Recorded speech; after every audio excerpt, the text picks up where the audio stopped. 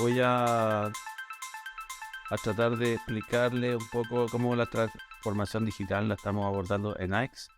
Y para eso tengo un invitado que es Eduardo Cisternas. Eduardo, ¿está por ahí? Sí, hola, buenos días Alonso, buenos días a todos. Gracias por la invitación.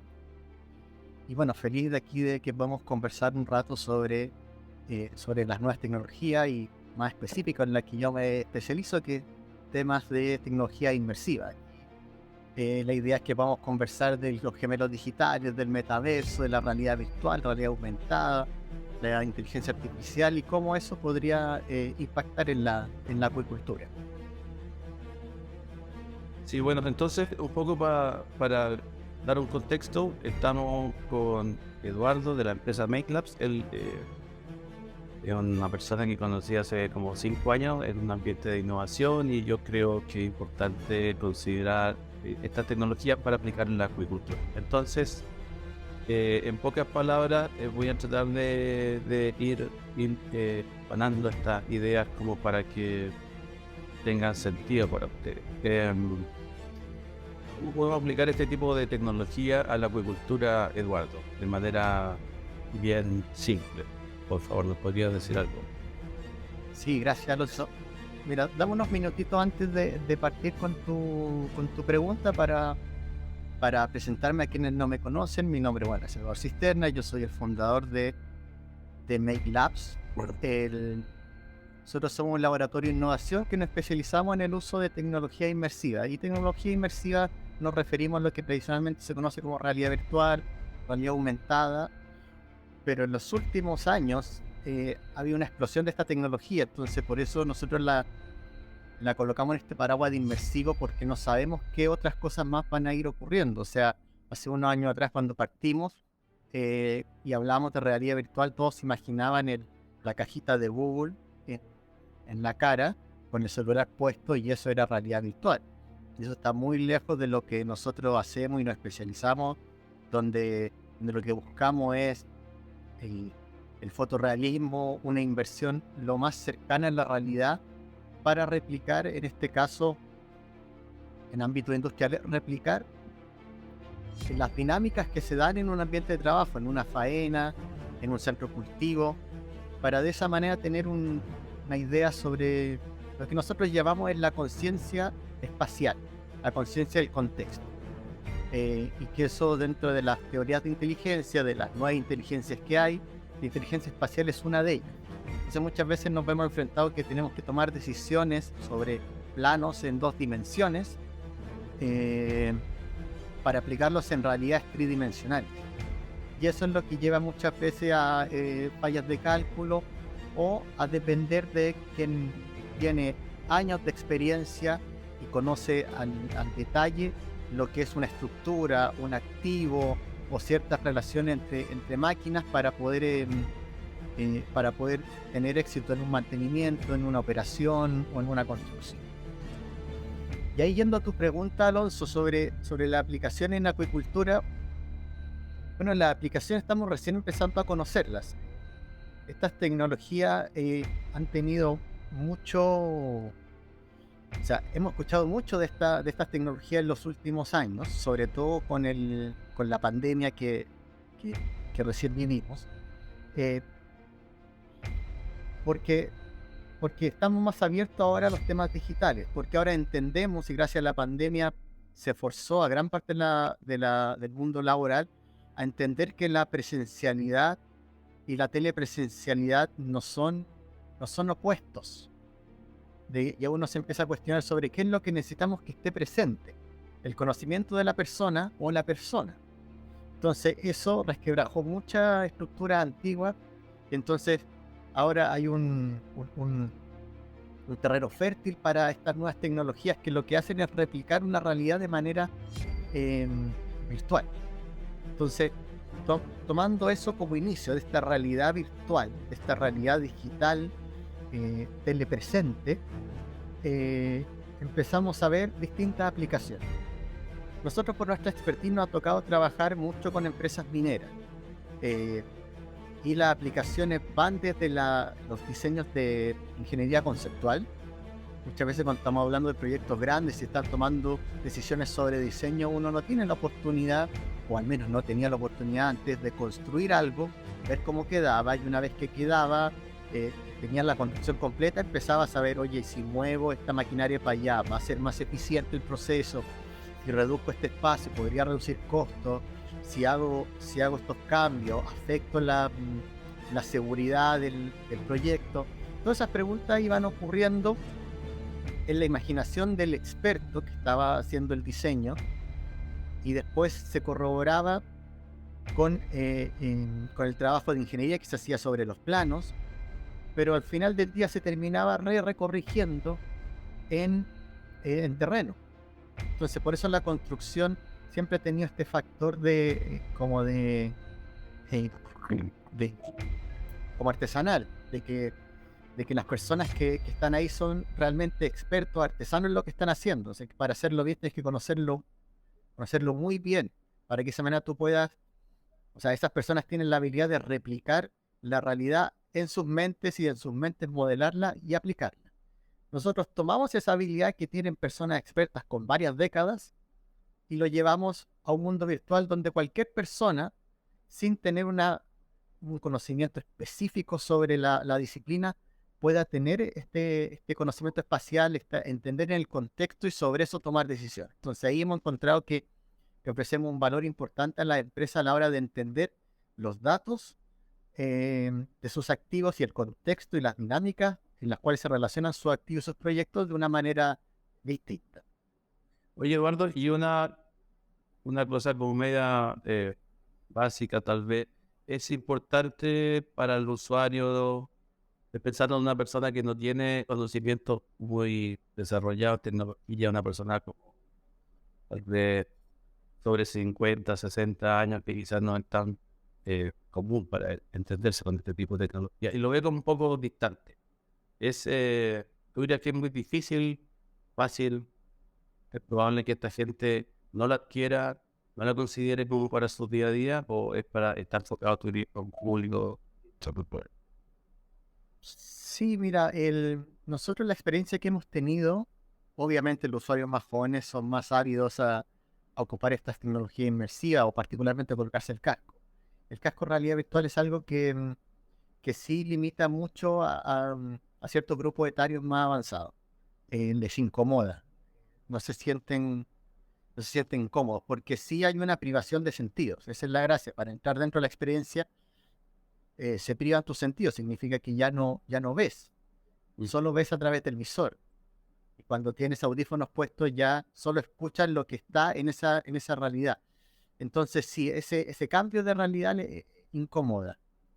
Eh, pero al final del día y en ámbitos industriales, esto es lo mismo que la llegada del computador. Antes, la mayoría de los trabajos de ingeniería se hacían con hojas cuadriculadas, se hacían con, eh, con pizarras grandes, escuadras, compases y un montón de herramientas. Cuando empezaron a llegar las primeras versiones digitales de lo que después vendría siendo un AutoCAD, Mm. todo eso, al principio las primeras generaciones dijeron, no, yo lo hago más rápido así, voy a demorar más tiempo en aprender esto otro. Y poco a poco, la tecnología antigua de trabajar esos proyectos fue perdiendo competitividad con estas nuevas herramientas. Y hoy en día cualquier empresa que entre a la ingeniería es incapaz de competir si no utiliza herramientas como AutoCAD. Y ahora estamos en otro paso. Todas las herramientas que ya son de gestión para apoyar el uso de metodologías BIM. eh, entonces, toda esta nueva suite de software, lo que van a ir dejando es atrás a los que no se suben a esta ola, porque pierden competitividad. Si al final del día, si no perdiesen competitividad, seguirían haciendo las cosas. O sea, seguiríamos, no sé, teniendo trenes a vapor si es que fueran todavía competitivos. Pero Y respecto, dejaron de ser. y respecto a eso que hablaste del BIM, para que las personas que no hacen cuéntanos un poquito de eso, porque estamos aquí en la empresa tratando de partir y aplicar este tipo de métodos. Bueno, el BIM sin ser nosotros particularmente una eminencia en el tema de BIM, el BIM es una metodología que lo que busca es em, trabajar los proyectos de ingeniería desde, desde la gestión del proceso, optimizando una réplica del proceso para tener un control o una simulación del proceso eh, desde su inicio hasta su término. Entonces, lo que yo hablaba hace unos minutos atrás, donde tenemos que cuando tú puedes modelar una realidad, o en este caso un proyecto en acuicultura, tú puedes ir tomando decisiones sobre esa reproducción virtual, ese 3D, que es el que más conocido. Entonces, cuando tomas decisiones sobre ese 3D, tus probabilidades de éxito de lo que estás tratando de hacer se reflejen después en la realidad es mayor que si trabajas sobre dos dimensiones, sobre un papel o incluso sobre solo tu imaginación. Entonces la metodología BIM lo que hace es estructurar todo este proceso y articulando varias herramientas, pero finalmente lo que busca es facilitar la coordinación entre distintos profesionales, porque los proyectos de ingeniería siempre involucran diferentes especialidades. Y cada especialidad trabaja con personas expertas en su área, expertas en piping, expertas en, no sé, bombeo, expertas en estructura, expertas en flotación, expertas en varias áreas. Entonces, luego, cómo eso lo estructuramos en un proyecto que funcione armónicamente, es lo que el BIM facilita. Porque eso nos ha Pero, pasado a nosotros.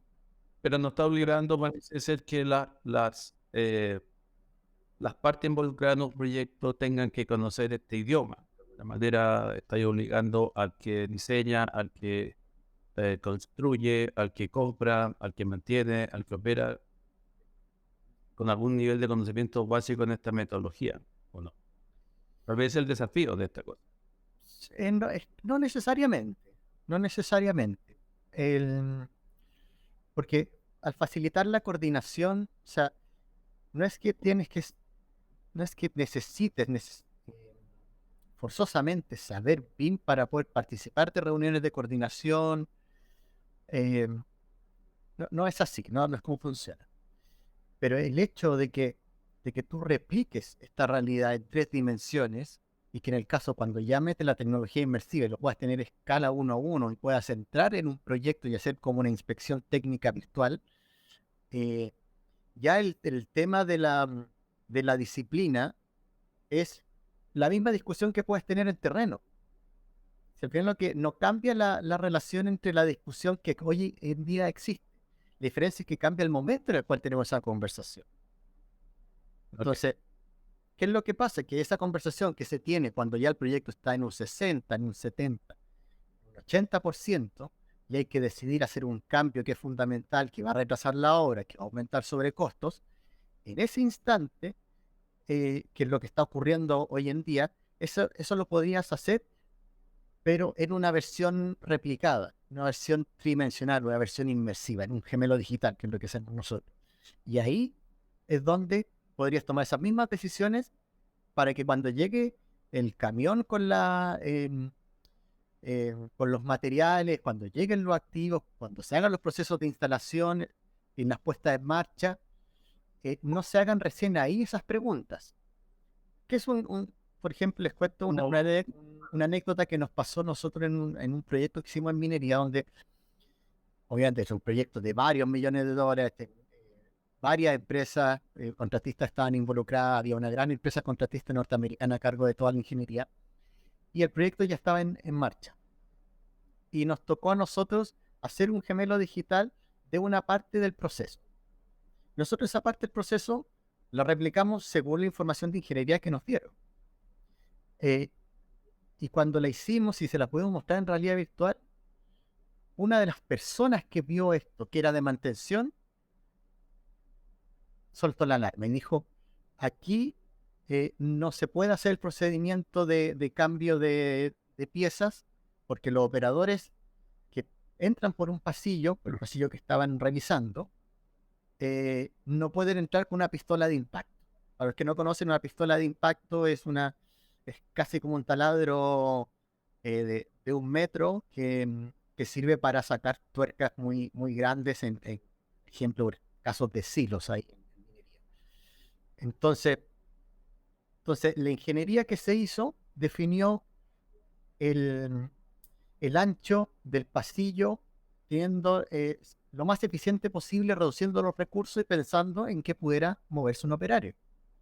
Pero nadie pensó dentro de esa empresa de ingeniería, y estamos hablando de empresa de ingeniería gigantesca, que en estos proyectos tienen al menos 50 personas involucradas, a nadie detectó de que el procedimiento de mantención que se hace de manera recurrente se hace con esta herramienta y que para entrar con esa herramienta necesitas al menos 1,5 metros para poder tener la herramienta y poder apuntarla hacia y colocarla hacia la tuerca. Entonces ahí tenemos un ejemplo de cómo es el poder entrar en esta realidad virtual le permite a cualquiera tomar ciertas decisiones o darse cuenta de ciertas cosas que es igual como si estuviera caminando el día de la entrega o haciendo inspecciones de obra. En Vale, este caso, para terminar esta historia, este pasillo fue antes que empezaran a construir el pasillo, entonces no tuvieron que hacerlo y después rehacerlo, sino tuvieron que simplemente cambiar la ingeniería y hacer el pasillo como correspondía. perfecto. Oye, y entonces una cosa que está sonando mucho que es el metaverso, ¿cuál sería la diferencia entre un gemelo digital y un metaverso? Perfecto. Mira, el metaverso es algo que es mucho más de marketing que otra cosa. El metaverso es algo que al igual que los gemelos digitales, al igual son dos tecnologías que no son una tecnología en sí misma, sino son una integración de varias tecnologías.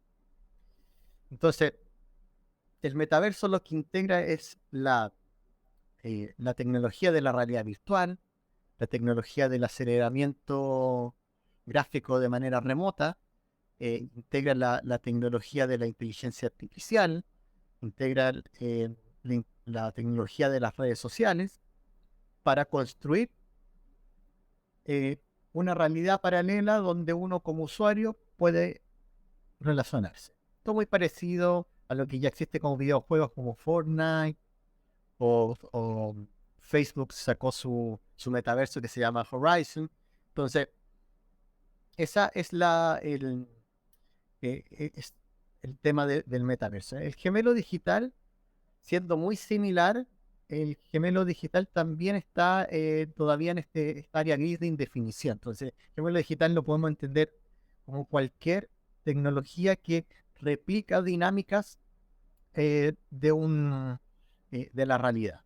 Entonces, tenemos gemelos digitales que a través de sensores y modelamiento matemático lo que replican es comportamiento. En el caso de acuicultura puede ser el comportamiento de las líneas de fondeo con sensores. Entonces ahí tenemos algo que podríamos decir esto es un gemelo digital porque está reproduciendo una dinámica que está ocurriendo en la realidad. Em, entonces ese es lo primero que estamos hablando de gemelos digitales. Luego ya estamos hablando de gemelos digitales que toman los sensores y le dan una expresión más gráfica. Y ahí ya tenemos ejemplos, por ejemplo, en minería, donde tenemos gemelos digitales que reproducen la operación de camiones CAEX por una mina. Entonces se va monitoreando en una pantalla en qué punto está cada una de los camiones eh, para de esa manera ir optimizando la distancia entre uno de ellos, porque para los que no conocen el proceso minero, tenemos eh, que estos camiones transportan el material y lo peor es, como son grandes, lo que tratan de evitar es que se generen cuellos de botella en la descarga o en la carga del material. Entonces, de esa manera, este gemelo digital ayuda a mantener la distancia dentro de un límite para poder hacer el funcionamiento. Entonces, eh, y después ya otro nivel de gemelo digital que el que estamos trabajando nosotros es el de ocupar la realidad virtual. el traer esta información y traerla, replicar de manera lo más cercana posible a la realidad, visualmente me refiero, lo que ocurre. Porque esas maneras, o sea, de esa manera nosotros, ¿qué es lo que estamos buscando? Es que si vamos, por ejemplo, a tomar decisiones de ingeniería, si vamos a tomar decisiones sobre ciertos procedimientos de operación o mantención, si vamos a capacitar personal, si vamos a hacer un onboarding, lo ideal es que se, se expongan a lo más parecido a la realidad. Porque ¿qué es lo que pasa? Y aquí me focalizo en el tema de las capacitaciones. Las capacitaciones hoy en día siguen teniendo mucho de papel y lápiz porque es costo eficiente, y son también, utilizan mucho herramienta audiovisual, videos, imágenes, eh, pero la persona está en una sala, está en un lugar controlado, está en un lugar que no le reporta miedo o no hace que su cuerpo entre en una situación de tensión porque reconoce un riesgo. Pero ya cuando tú le colocas lentes, disculpa, cuando le colocas lentes de realidad virtual, las personas empiezan a sentir vértigo, empiezan a sentirse incómodas porque los lentes generan esa respuesta emocional del cuerpo, y eso ahí lo conecto con lo que habíamos hablado recién de por qué es barrera con ciertos grupos etarios, porque hay personas que cuando se ponen los lentes se sienten enclaustrados, sienten vértigo, sienten mareo, y esas relaciones, y esas eh, emociones reales son las que al final uno quiere evaluar para mandar a la persona más competente a hacer un trabajo en terreno. Sí, bueno, un poco para comentarles que estamos trabajando hace como 4 o 5 años con Eduardo y yo estaba pensando mientras habláis, ¿por qué es tan difícil de tú que se implemente este tipo de tecnología acá en la acuicultura? ¿Hay algún tipo como de requisitos mínimos que no se está cumpliendo? Un poco para hablar de algún tipo de aplicación directa de esta transformación digital, de esta tecnología en acuicultura, lo que estamos tratando de empujar. No sé si vamos a poder mostrar un ejemplo quizá de lo que estamos haciendo para que un poco se entienda todo lo que estado explicando. Sí, bueno, nosotros con Alonso, como bien decía, llevamos años trabajando y tratando de incorporar esta tecnología en la acuicultura. Eh, y los desafíos son siempre similares en todas las industrias. Hay que ver el estado de maduración de la industria. Si, por ejemplo, tenemos una industria que ya pasó por la digitalización de sus procesos o por la automatización de sus procesos, es más fácil hacer un salto hacia el uso de estas tecnologías porque ya tenemos esta información de base.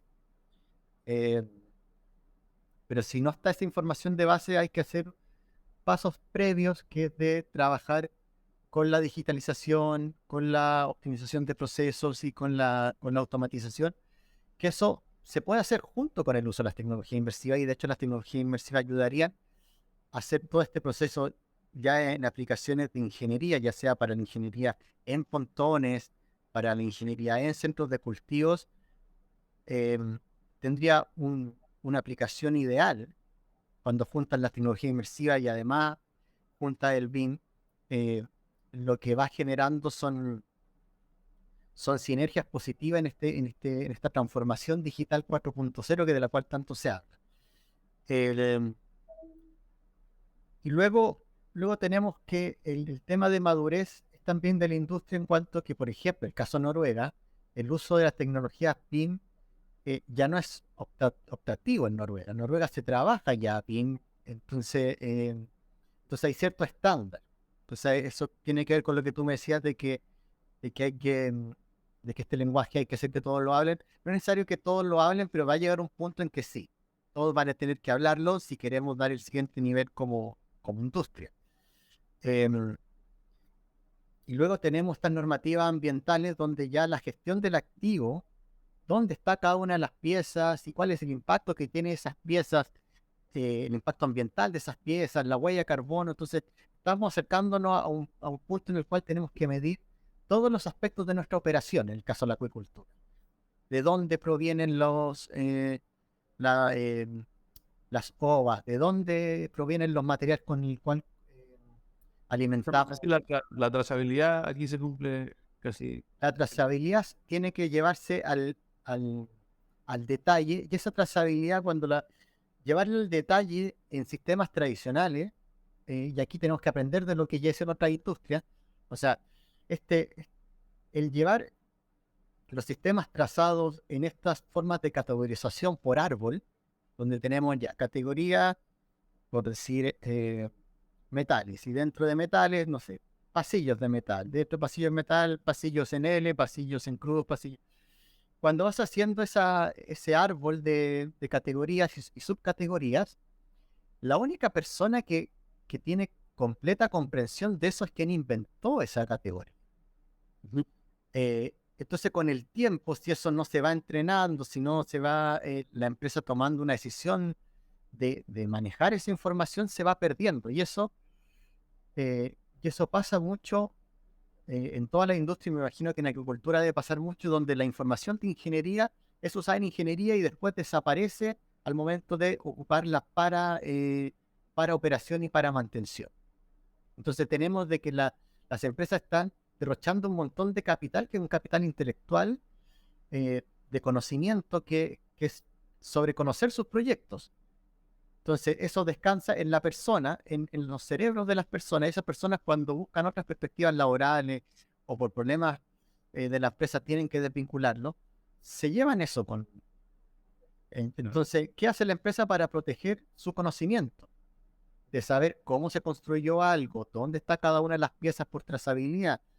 Porque por ahora estamos en una situación que todavía no hay consecuencias, pero en los siguientes años nos vamos a enfrentar a consecuencias cuando de trazabilidad, cuando no tengamos trazabilidad ambiental, vamos a tener un castigo en cuanto del mercado, en cuanto que no vamos a consumir, por ejemplo, salmón que no venga con ciertas certificaciones. Entonces el camino va para allá, y las tecnologías inmersivas y el tener gemelos digitales y el aplicar el BIM ayuda muchísimo a que este proceso sea más sencillo, más manejable, y de que el conocimiento, eso es lo más importante. Aquí subrayo que ese conocimiento quede en la empresa y no quede en las personas que trabajan en la empresa, que pueden eventualmente buscar otras perspectivas o, en el peor de los casos, irse a la competencia y llevarse todo el conocimiento a la competencia.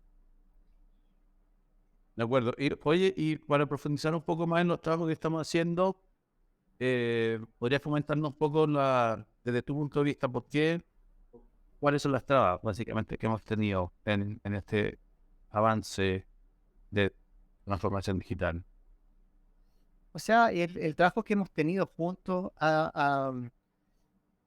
yo creo que más que trabas, ha sido un desarrollo orgánico.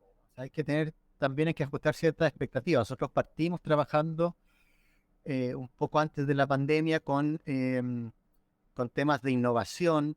Entonces había que primero generar una cultura que pudiera acoger nuevas tecnologías, nuevas ideas. Eso también es una invitación a todas las empresas del sector, de que la innovación no es alguien que contratas, no es algo que compras, no es un software que traes, es un cambio cultural. Es decir, como empresa ya tenemos, por un lado, un carril donde producimos y buscamos ser eficientes en producir, que es lo que hemos hecho siempre, pero generamos un camino paralelo, una ruta paralela donde podamos probar nuevas ideas, tomar todo el conocimiento que se genera desde la operación, y con eso pensar en nuevas soluciones. Ahí es donde los asesores en innovación o empresas como AEX apoyan en ese proceso de cómo darle valor a ese conocimiento que tienen las empresas que están atrapadas en el día a día de producir.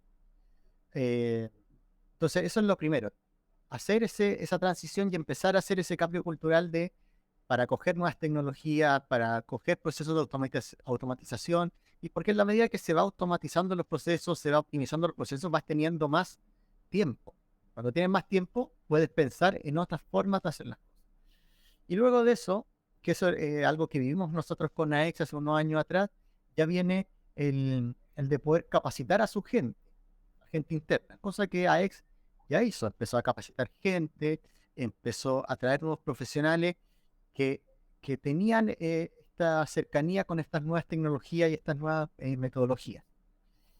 Entonces, como te decía, ha sido un camino orgánico. Y en eso hemos desarrollado ciertos pilotos que pudimos trabajar con algunas empresas del sector en temas de I+D, que buscaban hacer estos gemelos digitales, y estamos todavía en ello. Hemos podido hacer ciertos prototipos de gemelos digitales inmersivos. Eso ha ayudado mucho a comprender qué pasa debajo del agua, algo que gente en Puerto Montt o en Santiago no puede ver, no puede saber lo que hay debajo, pero gracias a poder replicar, no hacer un gemelo digital de eso, ya se pueden empezar a tomar ciertas decisiones sobre lo que está bajo el mar, sobre la trazabilidad de lo que está bajo el mar, em, y sobre cómo optimizar el proceso en general. ¿Y cómo visualizas tú la industria acuícola chilena en el futuro respecto a estas tecnologías? Que podría, estamos en etapa de 1 a 10, estamos partiendo, estamos cero, estamos, no sé, para ubicarnos un poco en eso. Sí, bueno, ahí ustedes como Exxon, los expertos en la industria, y yo puedo hablar desde la tecnología y desde lo que se viene con estas tecnologías. O sea, uno de los grandes topes de la realidad virtual, de los gemelos digitales, del metaverso, son dos. Uno es el procesamiento gráfico remoto, tecnología que nosotros hemos estado trabajando desde que partimos la empresa, y es sumamente complejo y es costoso porque depende de la infraestructura que hay de Internet en cada país. Pero ya tenemos los primeros pilotos de 5G, y en los próximos 2 o 3 años ya probablemente tengamos 5G en gran parte del país. Ahí con eso se resuelve todo el tema de poder generar la aceleración gráfica y mandarla por internet en milisegundos, para que el ojo no se genere un efecto que marea al usuario. Ese por un lado. De ahí, entonces, sería una condición mínima tener una calidad de internet de una determinada velocidad. Antes de eso no podríamos utilizar esta. No, sí se pueden utilizar, pero se utilizan de manera on-site. O sea, tú puedes generar redes 5G, pero en un espacio acotado. De hecho, cada uno de las casas tiene 5G, si es que tiene ciertos planes de internet, porque el módem genera el 5G. Em, pero lo que estamos hablando es de que vamos a transmitir a largas distancias el 5G. Para eso necesitamos una infraestructura que ya depende de las empresas telecom. Entonces, esa es una de las primeras barreras, pero como ya decía, ya hay, ya hay empresas que ganaron la licitación. Nosotros nos tocó trabajar con Claro en su laboratorio 5G para pilotar estas tecnologías. Entonces, esto ya empezó. Ahora ya es cosa de tiempo de que tengamos esta implementación de 5G. Y el otro punto es el tema de los lentes, que todavía siguen siendo un poco aparatosos para los usuarios normales, y em, son peligrosos para el uso en faena, porque te limitan el, el estímulo externo. Entonces, para eso hay nuevos lentes, como los HoloLens, hay lentes, estaba viendo hace poco unos prototipos que sacó Apple de sus lentes, donde uno tendría la posibilidad de ver en realidad virtual y después de ver la realidad con solo tocar. Entonces, el traspaso entre estar y no estar dentro de la experiencia virtual va a ser mucho más sencillo y mucho más simple, y los tamaños van a acercarse cada día más a lo que es un lente como el que llevas puesto ahora, Alonso. Entonces, yo creo que esas dos cosas son las que están, ya están. O sea, no estamos hablando aquí que van a salir en 5 años más, no, esto ya está.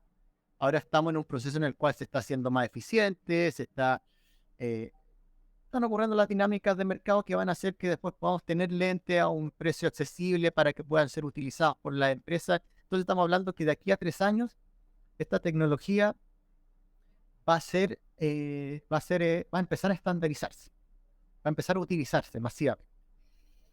Y en ese proceso donde las empresas que empiezan a hacer la transformación digital desde ahora la transformación de sus procesos, empezar a aplicar metodologías PIM, empezar a gestionar sus activos. Cuando lleguen estas herramientas, va a ser simplemente una conexión a un sistema ya funcionando y un aumento en productividad. A diferencia de las empresas que cuando lleguen estas nuevas tecnologías, recién en ese momento se pongan a hacer todo este otro proceso de maduración digital que estábamos conversando. Entonces, ahí donde veo que la industria de agricultura tiene una ventana de tiempo para hacer este proceso, pero no es indefinida y mientras antes empiece va a ser mucho mejor. Eh, De acuerdo, Esto entonces es lo como que... por ahí, no, es que este tema, podríamos decir que tal vez la transformación digital nos está ayudando en términos como de capacitación a las personas, porque vamos a poder sacar ese conocimiento que está en ella y pasarla un poco a un nivel más digital, más masivo tal vez. Y también lo que dices tú de la gestión de activos y mantenimiento, utilizando este tipo de Sí, no te olvides tecnología. de la ingeniería. Tenemos tres principales usos en la agricultura. Todo el tema que tiene que ver con ingeniería, todos los proyectos que se están realizando, eh, para decisiones de preingeniería, ingeniería conceptual, la misma ingeniería, gestionar el proceso de la construcción, el comisionamiento, esa puesta en marcha, comisionamiento, todo eso tiene un aumento en productividad si utilizamos tecnología inversiva. Luego mencionabas tú bien el tema de las capacitaciones, también temas de capacitaciones, poder replicar en situaciones imposibles. O sea, yo siempre utilizo el tema de la palabra épico porque tú tienes que, o sea, lo que buscas replicar son situaciones extraordinarias. Por ejemplo, cómo yo puedo simular o cómo yo puedo saber si unas personas, cómo van a responder frente a un terremoto, cómo puedo replicar un terremoto. O un Entonces, incendio, de un montón, por ejemplo. un incendio. Entonces, cosas extraordinarias, un terremoto, cosas peligrosas como un incendio, eh, cosas imposibles. O sea, porque estamos hablando de extraordinarias, son cosas que no son ordinarias, pero pasan. También Mm. tenemos otras que son imposibles que pasen, pero uno tiene que estar preparado para eso que, no sé, me imaginemos, guerra. Chile entra en guerra y empiezan a haber bombardeos cerca de donde tenemos operaciones o centros de cultivo. ¿Qué hacemos? ¿Qué hacemos si llegan barcos? Entonces, son cosas ya imposibles, pero tienen asidero en la realidad. Y muchas veces cuando uno hace este juego de sobre situaciones imposibles, va encontrando soluciones a cosas que son más comunes. Eh, entonces, bueno, teníamos solo de las capacitaciones y después teníamos el tema de la gestión misma de los activos, que ahí es donde tiene mucho el uso de sensores, como el sensor que estás trabajando en AEX, de medición de tensión de las líneas de fondeo. Entonces ya cuando empiezas a medir varias variables, el mismo proyecto que estábamos viendo nosotros con la empresa del sur, eh, que era medir la deformación de las jaulas en tiempo real.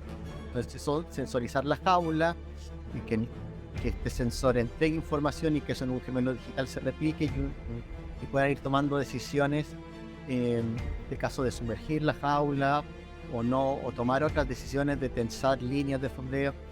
Eso en relación al cómo se está comportando la jaula y cuál es el impacto de esa jaula en la dinámica del cardumen que está ahí presente. Entonces las opciones en acuicultura son muchísimas y tienen que ver con ir probando lo que a cada empresa le es más relevante. O sea, cuando hemos tenido conversaciones en el tema de la alimentación y monitorear la alimentación y que coman bien o se coman todo, tiene un impacto importante en los costos. Recuerdo que uno de los primeros viajes que tuvimos y nos reunimos con algunos clientes allá, em, conversamos la idea de usar inteligencia artificial para detectar eh, los peces de mejor calidad, los salmones de mejor calidad, para separarlos de exportación y los de no, con fotos de ultra velocidad y procesamiento de inteligencia artificial. Eso fue una conversación que se dio, fue algo que mencioné que nosotros podíamos trabajar, que después esa empresa terminó implementando. Entonces, ahí donde tenemos que al final del día toda la tecnología va a terminar reemplazando al trabajo humano, que es repetitivo o que es parametrizado. Eso no quita, o sea, no dice que vamos a eliminar a las personas del trabajo o del proceso productivo, sino que van a hacer cosas donde las máquinas todavía no pueden hacer. Las máquinas no pueden ser creativas, las máquinas no pueden tomar decisiones manejando la realidad humana. Por ejemplo, solo un ser humano se puede dar cuenta cuando, no sé, hay ciertos operarios que están pasando por una situación emocional compleja y que eso puede afectar su propia seguridad dentro del proceso productivo o su productividad. Eso una máquina no lo puede detectar. Una máquina no te va a decir qué operario está deprimido y cuál no. Eso va a seguir siendo trabajo de seres humanos. Entonces los seres humanos nos tenemos que empezar a especializar en lo que hacemos bien como seres humanos y dejar que las máquinas hagan lo que es más sencillo para ellos. De acuerdo. Bueno, así que con esto estamos terminando esta primera conversatorio. Muchas gracias, Eduardo, por estar aquí, por tu tiempo, tu conocimiento, y nos veremos tal vez en otro. Muchas gracias a ti, Alonso, gracias a todos por invitarme. Hasta luego. Chao.